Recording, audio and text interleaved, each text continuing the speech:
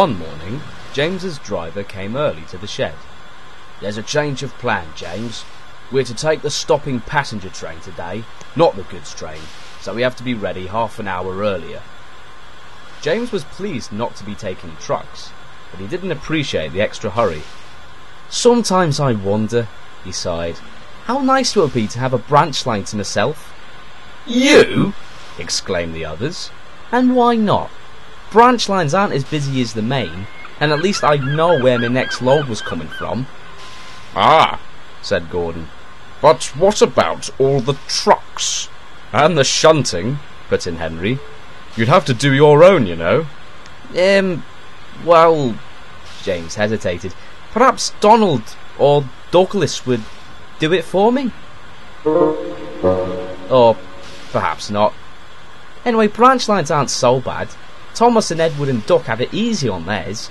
I can't think why you don't like 'em, Gordon. "I like my freedom. I need a good run for my wheels, scope to use my talents. You wouldn't understand that, little James." Pah! You only say that because you were once sent onto Edward's branch by mistake.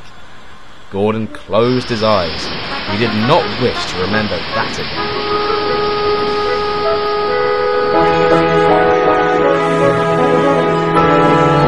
Later, James told Edward how much he would like a branch line.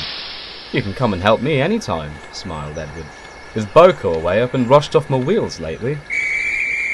James sighed as he set off again. He made good time and felt better as he set off for home once more.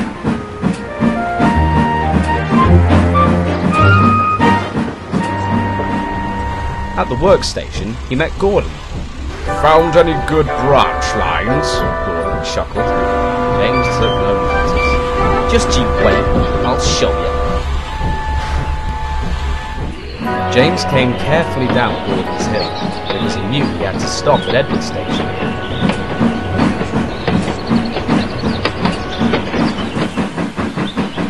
It was lucky he did. As they neared the platform, James noticed that the points were set in the wrong direction. "Stop!" he shouted, and his driver braked hard. James wasn't going fast, but he couldn't stop himself swerving into the branch line platform. He was very surprised and cross. "Don't worry, James," said his fireman.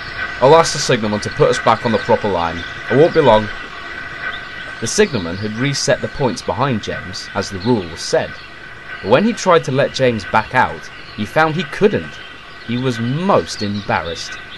"Oh dear, the lock must have jammed. I'm afraid James isn't going anywhere for a while." James was not pleased, and neither were his passengers.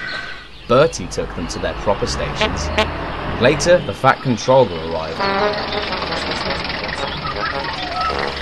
"I'm sorry, James, but mending these points is going to take longer than we thought. Meanwhile, as you can't, escape, you can help tidy the yard for Edward."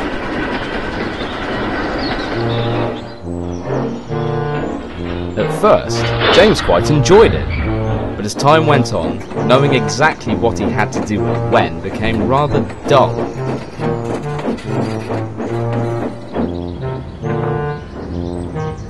In fact, he was delighted when the points were mended and he could finally go home to the big shed.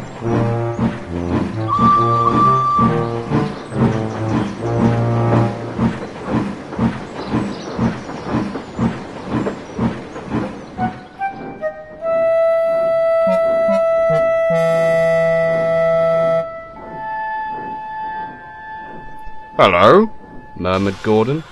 "You've sorted out Edward's branch line for him, then. That's good of you." James said nothing. He didn't go so far as Gordon in thinking that branch lines were vulgar, but he did agree with him on the subject of freedom.